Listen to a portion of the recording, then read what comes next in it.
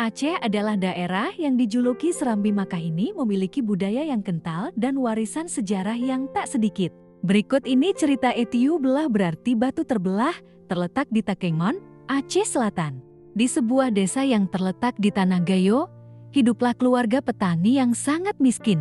Mereka terdiri atas ayah, ibu, dan 2 anak yang masih kecil. Anak tertua berusia 7 tahun, sedangkan adiknya masih menyusui. Untuk memenuhi kehidupan sehari-hari, sang ayah bekerja sebagai petani di sebuah ladang. Namun, jika hasil di ladang sedang tidak terlalu baik, sang ayah kerap berburu di hutan. Apabila sedang beruntung, ia bisa mendapatkan hasil buruan berupa rusa. Tapi sayangnya, tidak setiap hari ia bisa mendapatkan rusa. Agar istri dan anak-anaknya tak kelaparan, sang ayah pun sering menangkap belalang untuk dibawa ke rumah.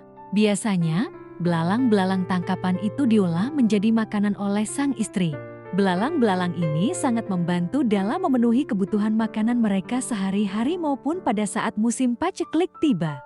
Hasil tangkapan belalang itu pun dikumpulkan sedikit demi sedikit di dalam lumbung. Sang ayah selalu mengingatkan istrinya untuk selalu menutup pintu lumbung, agar belalang-belalang yang ia kumpulkan dengan susah payah itu tidak terbang keluar. Suatu hari, sang ayah pergi meninggalkan rumah untuk berburu. Sebelum pergi, ia berjanji kepada anak dan istrinya untuk membawa pulang daging rusa yang banyak. Sementara ia berburu, istrinya menjaga anak-anaknya di rumah. Hari sudah siang, sang ayah belum juga sampai di rumah membawa hewan buruan. Padahal, kedua anaknya sudah merengek menahan lapar. Melihat kedua anaknya menangis, sang ibu sangat sedih, sehingga ia pun bergegas ke dapur untuk mencari sesuatu yang bisa dimakan. Karena tak menemukan bahan yang bisa dimakan, sang ibu langsung berniat untuk memasak belalang yang tersimpan di lumbung. Namun, karena anak bungsunya menangis, sang ibu meminta anak sulungnya untuk mengambil belalang di lumbung. Si sulung pergi menuju lumbung yang tidak jauh dari rumah mereka.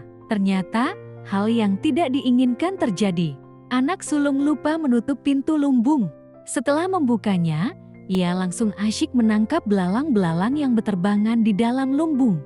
Akibatnya, lepaslah semua belalang-belalang di dalam lumbung yang telah dikumpulkan sang ayah setiap hari.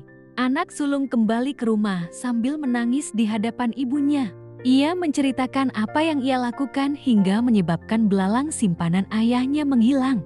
Meski takut dimarahi suami, sang ibu tetap menenangkan anak sulungnya dan segera membuat makanan dari belalang yang sempat terambil.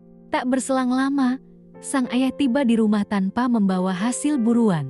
Ia juga semakin kesal ketika mengetahui persediaan belalang di rumahnya itu lenyap lantaran si anak bungsu yang lupa menutup pintu lumbung. Sang ayah pun murka dan melampiaskan amarahnya kepada sang istri dengan cara mengusirnya dari rumah. Sang ibu tidak menyangka bahwa suaminya tega memperlakukannya seperti itu. Sambil menangis terisak-isak, sang ibu pergi dari rumah dan berpesan kepada si anak sulung untuk selalu menjaga adiknya. Putus asa tanpa tujuan, sang ibu kemudian berjalan menuju tengah hutan sambil menangis. Di hutan itu, ia melihat sebuah batu ajaib yang konon bisa menelan manusia yang putus asa. Namun, untuk bisa menelan manusia, batu itu harus dinyanyikan sebuah mantra dalam bahasa Gayo.